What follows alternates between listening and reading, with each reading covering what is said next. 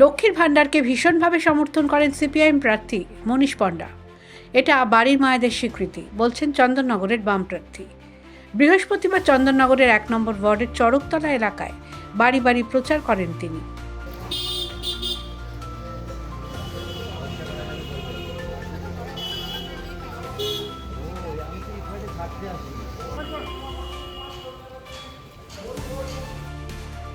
সাংবাদিকদের মুখোমুখি হয়ে জানান, সরকারের লক্ষ্মীর ভাণ্ডার প্রকল্পকে সব অর্থেই সমর্থন করেন তিনি। লক্ষ্মীর ভাণ্ডার আমরা ভীষণভাবে এটাকে সমর্থন করি। আমি তো ভাবি যে ধরুন আমার বাড়ির যারা হোম মেকার আছে, আমরা হাউস ওয়াইফ বলি তো আমি হোম মেকার বলি, আমরা বলি যে তারা, আপনি ভাবুন তো যে তিনি যদি রান্না না করেন তাহলে আপনি ধরুন তিনি রান্নার একটা লোককে হায়ার করবেন। তিনি যদি বলেন আমি ঘরদোর পরিষ্কার করবো না, তাকে হায়ার করবেন। তিনি আমার বৃদ্ধ মা বাবাকে দেখাশোনা করেন, তাকে তিনি হায়ার করবেন, তিনি সেটা করবেন না। 30,000 টাকাও কিছু না। দুর্ভাগ্যের বিষয় আজও ভারতবর্ষের জিডিপিতে আমাদের এই যে দিদি, মা, মাসি, ঠাকুমা, কাকিমা, দিদা, এদের যে সার্ভিসটা সেটা আজ অব্দি জিডিপিতে রিফ্লেক্টেড না। আমরা বলছি 1,500 কেন, 1,000, তো 500 টাকা বাড়ানো হয়েছে। আমরা বলছি আরও বেশি পরিমাণে টাকা দিতে হবে। এইটা শুধু সহায়তা না, এটা আমাদের বাড়ির মায়েদের স্বীকৃতি দেওয়া। তার দাবি, ভাতা মানে সহায়তা, সেটা বামফ্রন্ট সরকারের আমলেও চালু ছিল। ভাতা মানে দেখুন, ভাতা মানে হচ্ছে গিয়ে সহায়তা। বামফ্রন্ট সরকার এটা শুরু করেছিল। আপনারা জানেন কিনা জানি না, 1977 থেকে 1988 এই সময়টায় দেখুন, এখানটায় বেকার ভাতা ছিল 150 টাকা। আমার মায়ের কাছে শুনেছি সেই সময় সোনার ভরি ছিল 300 টাকা, অর্থাৎ কিনা 5 গ্রাম সোনার মূল্যের বেকার ভাতা দেয়া হতো। কেন বামফ্রন্ট সরকার চালু করেছিল? সকলের কর্মসংস্থান করতে পারছে না বলে। তারপরে সেটা আস্তে আস্তে জনপ্রিয়তা হারায়, কারণ ব্যাপক পরিমাণ কর্মনিয়োগ।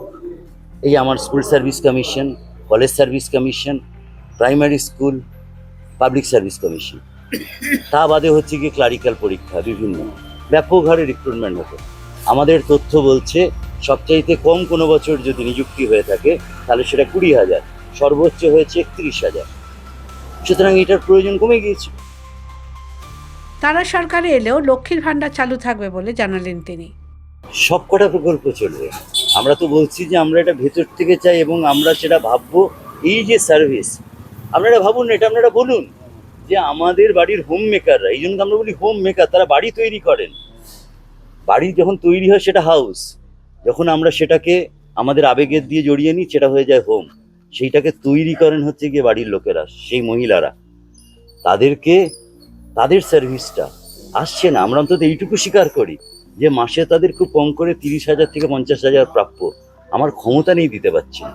আপনি ঠিক বলেছেন, লড়াইটা বামফ্রন্টের সাথে। তার কারণ হচ্ছে লড়াইটা তো নীতিগত। আজকে বাংলার মানুষ, একটা ভোট কেন হবে? একটা ভোট হবে মানুষের সার্বিক জীবনযাত্রার উন্নয়নের জন্য হবে, সেই দাবি থাকবে। কে বেশি বয়সে কাকে বিয়ে করলো, কোন মন্দির উদ্বোধনের সময় দেখা করতে গেল, কে প্রসাদ খেলো, সে প্রার্থী কেন হতে পারলো না, তার ছেলে কেন মারা গেল, এইগুলো সবসময় খবর। তাহলে কেন এই খবরটা হবে না যে আমার সাধারণের যে শিক্ষা ব্যবস্থা সেটা আস্তে আস্তে ভেঙে পড়ছে? আচ্ছা, মাস্টারমশাইদের তো মাইনে পর্যাপ্ত, মাইনে তো কম না। তাহলে এইটা তো ড্রেনেজ অফ মানি। যদি আপনি তার সার্ভিসটা নিতে পারেন, তাহলে রিসোর্স ম্যানেজমেন্ট কোথায়? কিন্তু তাদেরকে আপনারা করছেন, পড়াতে দিচ্ছেন না। না পড়াতে দিয়ে বিভিন্ন সমাজসেবামূলক ওয়েলফেয়ার যে সমস্ত প্রজেক্ট তাতে ঢুকিয়ে দিচ্ছেন। অকারণে স্কুলগুলোকে বন্ধ করে দেওয়া হচ্ছে। আর পাশের বাড়ির বাচ্চাটা ভাবছে যে এ কিন্তু প্রাইভেট স্কুলে পড়ে, এর কিন্তু স্কুল বন্ধ থাকে না, এ কিন্তু স্কুলে যায়, তার মানে এ শিখছে, আর আমি শিখতে পারছি না। তাহলে কতদিন সে ভরসা করবে? সরকারের সহযোগিতা চাই না? সরকার সমাজ এদের সহযোগিতা ছাড়া, চন্দননগরের 26টা স্কুল সরকারকে গড়তে হয়নি, সমাজ গড়ে দিয়েছে, মানুষ গড়ে দিয়েছে, কিন্তু স্কুলগুলোকে আমরা টিকে রাখতে পারছি না। অল্প স্কুল। চন্দননগরের বঙ্গ বিদ্যালয়ের শিক্ষক মনীষ পণ্ডা প্রচারে বেরোচ্ছেন প্রতিদিন। এখনো পর্যন্ত 1,80,000 মানুষের কাছে পৌঁছেছেন বলে জানিয়েছেন। The wall bureau.